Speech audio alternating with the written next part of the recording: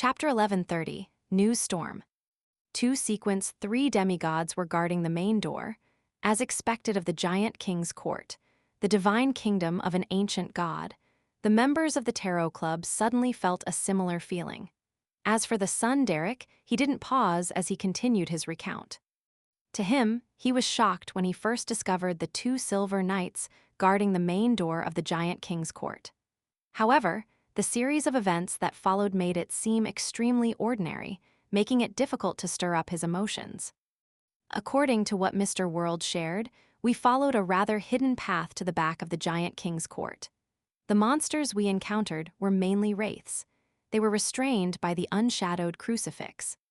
After we arrived at the Waning Forest, we tried to explore it, and we discovered that the remnants of the giant king's will and the divine kingdom's powers had formed an evil spirit. It was protecting its parents' mausoleum. Derek skillfully recalled his experiences during the expedition, and the members of the Tarot Club, Audrey, Alger, and the others, quickly reined in their thoughts of the Silver Night Guards and listened attentively. They were all very interested in the secret hidden in the Waning Forest. They wanted to know what the ancient god, the giant king, had tried to keep from his queen and child. Thinking back to the scene he had seen, Derek paused for a moment before saying, "After purging that evil spirit, we came to the mausoleum of the giant king's parents. There was a stone stele erected there, indicating the identity of the tomb's owner. As for the tomb and coffin, it had long been opened by someone, revealing the corpses inside. They were the corpses of 2 humans." Corpses of humans? The tomb of the giant king's parents had corpses of humans buried in it. Godfather and godmother? No, there wasn't any religion back then. As a demigod who knew plenty of mysteries, the hermit Catlia's first reaction was that the 2 corpses had another identity. Immediately following that, she recalled what the queen had mentioned. It was a question that Emperor Roselle had asked, as though he had been talking to himself when he was alive. Why did the ancient documents and historical records refer to giants, elves, vampires as humanoid creatures or anthropoid creatures? Why didn't they refer humans as giant-like, elf-like, or vampire-like creatures? Could it be that all humanoid creatures had descended from humans?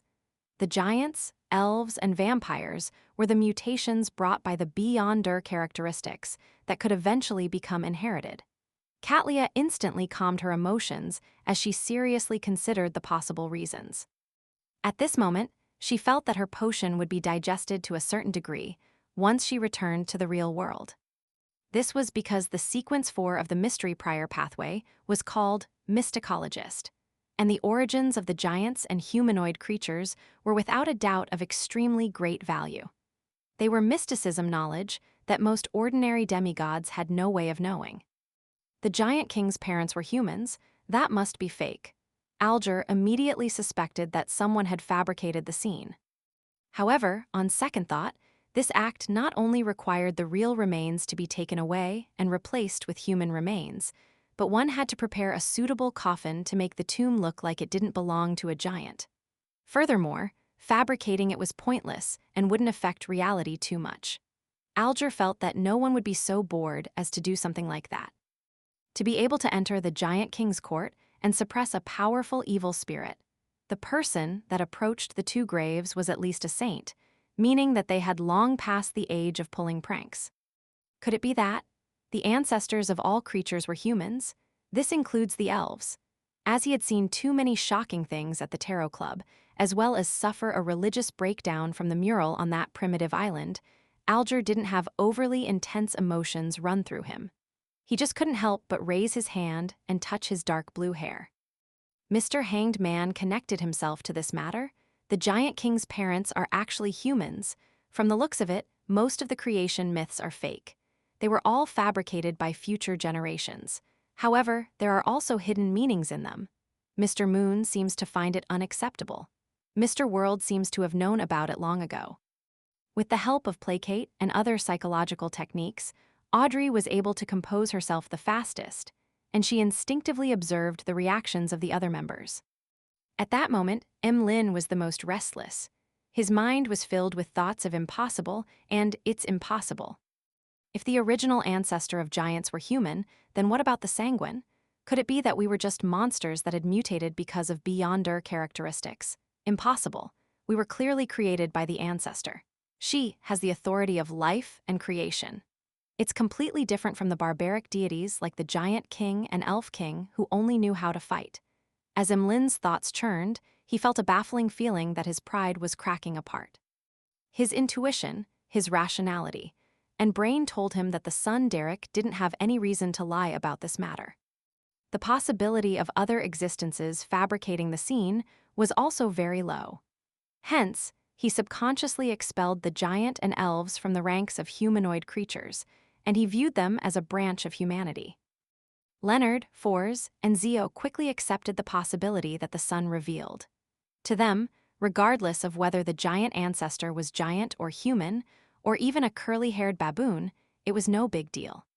At most, it just meant that many supernatural creatures were a result of beyonder characteristics in the bodies of ordinary creatures, but this didn't cause any meaningful changes to their concept of reality.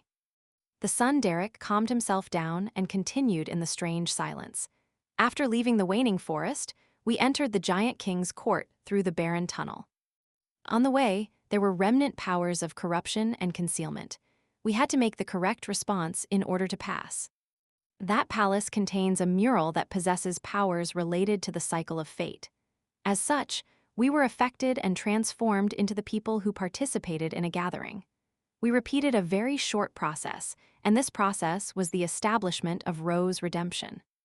At this point, Derek looked around and saw that all the members had temporarily jolted out of their previous states. They were extremely interested in the organization called Rose Redemption.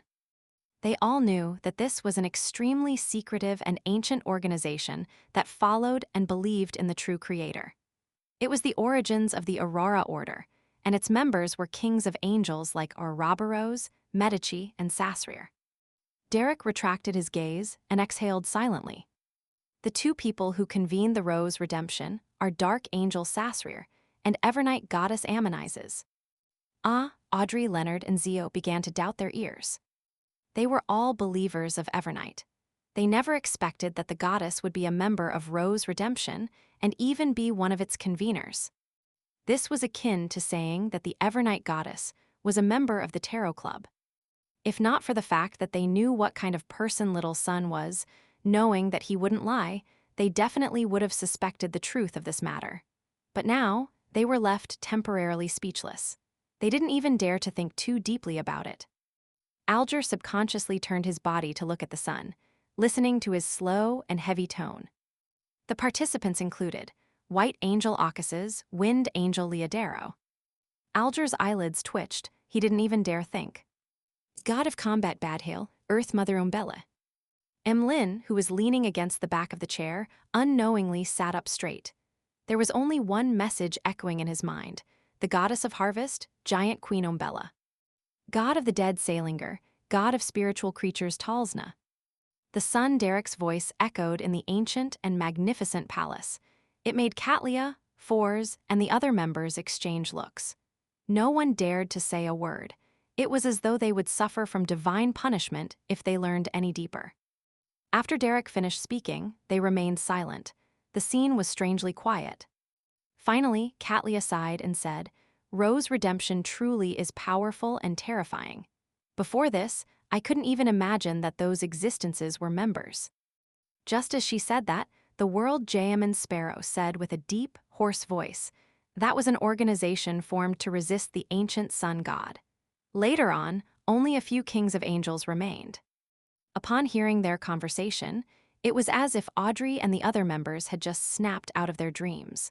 All of them subconsciously cast their gaze to the end of the long, mottled table, at the figure shrouded in gray fog.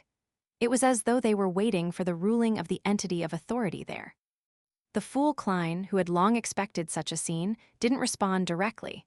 He nodded slightly and sighed. The fallen creator was born because of this. It's real, it's real. The Rose Redemption which Mr. Fool hinted back then actually has such a deeper meaning. What is his identity in ancient times, and what position does he take in this matter? All these thoughts instantly formed a storm that swept through the minds of the Tarot Club members. Derek looked at everyone, and seeing that no one was speaking, he could only talk about the subsequent exploration. We met the leader of the king's court's chasers outside the palace, Light-Color Merskogen. He said that Dark Angel Sasrir was in a state of slumber in that palace. Compared to the matter regarding Rose redemption, news of the mysterious Dark Angel currently in slumber inside the Giant King's palace didn't stir up the emotions of Leonard, Imlin, and the other members of the Tarot Club much. Only some of their curiosities had been satisfied. Of course, as a mysticologist, Katlia only hoped that the sun could speak a little more. After that, we returned. Mr. Fool has bestowed us with the formula for the Silver Night Potion. Towards the end of his explanation, Derek concluded honestly. Audrey and the others were still deep in thought over what had just happened. There was still a fear of being blasphemous, and no one responded. Only Alger thought for a moment and said, since the birth of the true creator originated from Rose redemption, then he isn't unfamiliar with what happened to the Giant King's court. Why is it that Shepherd Elder Lovia was completely unprepared for this?